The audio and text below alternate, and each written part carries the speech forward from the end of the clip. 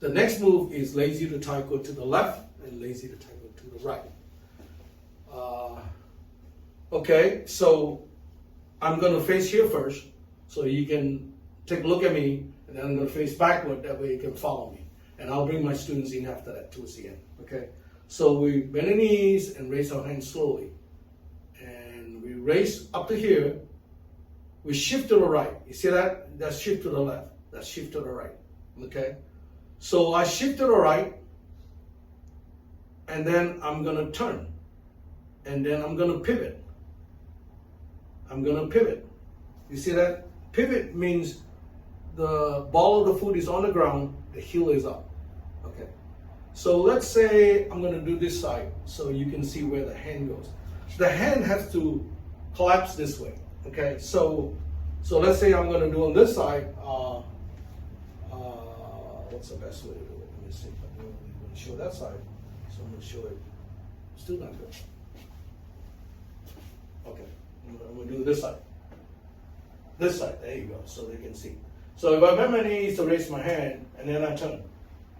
You see that? So these two hands has to be in the center. In Wu Hao style, we say the left hand doesn't pass the right hand. But the left hand and right hand, when they collapse, it has to be in the center. Because that's the center line in our Wu Hao Tai Chi. Wu Hao Tai Chi is very concerned about center line. Why is that? Because it's the protective line. It's to protect your rib cage, which is one of the 13 torso method in our Wu Hao style Tai Chi. So therefore, we have to keep our center line. We don't pass it. We keep it right there so that there's a little thin line running around here. And this hand is on this side. Okay? So this is how we check ourselves. And you can check yourself. Now, some of you, sometime when you bend your knee, and then you turn like this. So you turn like this. So you go like this, and then you turn, and then you're like this. Then you open up too much. So basically, you bend your knee, raise your hand, and then you center. See that? So it's right in the center. So that's the ward-off hand. Okay. Peng. This is a peng in Chinese. Peng, ward-off. All right. If you don't understand the ward-off word, go to Google. There's all information out there, or ask me the question in the Discord channel, and we'll answer all those questions. Okay? So, for again the first move, so you bend your knees and you raise your hand. All right? And you shift to the right, and then you pivot and turn. And then you sink. As you can see, my hands coming down because my body is coming down. So you don't sink like this.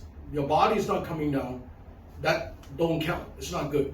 You have to use your body, bring it down with your hand, and when you're finished, the position that you feel comfortable, usually I like to bring it to my waist level. Okay.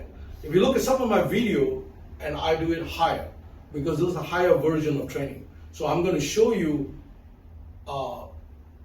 the best way to learn it, make it a bigger circle, and then over the years, make it to a smaller circle. Because from the big circle, it gives you more time to make changes and to time them better. When you do small circle, it takes more difficult. It will make your mind need to calculate a little bit more harder to make it right. So this will be a big circle coming down like that. And then I step. So from here, I just step. I don't need to step like that. I just step. So from here, I just step. That's it. So you can see our step is not big. So from here, and I just step. See from here, see this, look at this. Look at this toe here, and I just place it right on the same spot of the toe. So from here, if it's on from here, then I'm here. That's too small. So from here, right there. Okay. And then I shift forward. As I'm shifting forward, my back leg is pushing forward. And we make sure that this doesn't pass the toe. Around the toe is fine, but not past. And make sure to keep your chin in and tuck it. And you bring your right hand back, and you match it. And then you square. I call this square. This is side. This is square. And you bring it back, and you square. And you sink. You bring it down, and you do an open close. Okay, when you do this move, you make sure your elbow doesn't pass your back. Okay, make sure you don't do this. Okay, that's not good, because if you do it, you're overextending your chest. So you just hollow your chest. Remember the requirement called hollow the chest. That's what it is. So if you do this, you're not hollowing the chest. You're putting your chest out. So if you do this, you're hollowing your chest. So you keep this whole part empty. So this hand doesn't go back. If you go back, it's not hollow anymore. So you just go enough. So make sure this elbow doesn't pass your back. And bring it down. You do an open close and you do a half step.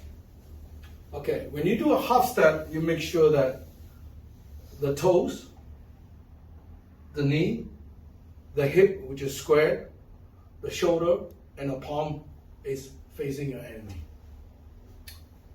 Okay, so these are the things you need to watch for. Hello, is everybody awake? It's morning here. I'm not sure what time you guys are. Let us know where you're from, what city, what country. Don't be shy, so we know who is here. Okay. Okay. So I'm going to turn on this side, and I'm going to bring it over here, so you can see me from the back. So we bend the knees and we raise our hands slowly. We shift to the right, and then we turn, and we pivot. We bring it down slowly, and we step, and we shift forward. And we shift back. We bring the left hand match with the right hand, and we sink, bring it down, and we do an open close. We do a half step, keeping your chin in. Okay? We do one more time. Okay, I'm going to invite Denise to come up. Okay, come on. Okay. Hello there, this is Denise, my students here. Hi. She's been doing Wu Hao just for what, less than a year? Yeah, so she will be a very good example for us to train together. Okay, come back a little bit. Okay, so so let's do the beginner Tai Chi. Okay, bend your knees to raise your hand. Okay, stay where you are. So when we say bend your knees to raise the hand, the finger has to be pointing towards the enemy. Okay, so Wu Hao have a very special magic finger, I call it. Yeah, magic fingers. Our finger always doing the good touching, and we're gonna blow you off with that. I'll have a couple of videos that we pre-recorded. You will be seeing it, how we use the finger to manipulate our enemy or our opponent. Don't like to use the word enemy, our opponent, so that we can uproot him, so we can confuse him. So this finger thing is very important. So when you do this move, you can feel the energy in the palm right away, right? Mm-hmm. Yeah. Okay. All right. So and then shift to the right, and then she turned and pivot. Again, she had to keep the center. All right. Keep right in the center, right here. And as you can see, the heel is up, the toes is down, and this is pointing at 12 o'clock. Sorry, I forgot to mention the clock time. Anything that's in the front where you start is 12 o'clock. So I'll start from here. This is my 12 o'clock. This is my 3 o'clock. This is my 9 o'clock. This is my 6 o'clock. So she's going to 10:30, correct? 10:30. So she is going to 10:30 because she's facing this side's 12 o'clock. Okay. Okay. And then she sink. Together with your yeah. See what she did? She sink without doing her hand. So it's off a little bit. Sink and bring your hand down. There you go. Oh, you want me to come finish that? Finish up. Yes. Yeah. And step and shift forward. Yes. Okay, this is how you check the person. We call it a fold. Okay, in Tai Chi we have folds. Folds. Okay, there's a fold here. There's a fold here. There's an angle here, and there's an angle here. So this hand has to be at the eyebrow level. Everybody follow? And this hand has to be next to the elbow. All right. So right in the center, your center. Okay. Let's say you do the front. Do one in the front. So do one in the front. Yes. Do one in the front so they can see. Just stop here, or do you? Yeah, that's it. Yeah. That's the way you go. So you can see here. This go with the eyebrow. This next to the elbow. This angle is open a little bit. This angle is open a little bit. And she'll be very stable. See that? So let's say she put her hand in like that. See, she won't be stable. Alright? So these angles are very, very important because it helps you to stabilize. It helps you to be in equilibrium of your body. So that way the upper lower match, the left and right match. That's what we meant in Wu Hao Tai Chi. Upper lower match, left and right match. Alright? So this is how you check it. Alright? So you bring your hand back, shift back,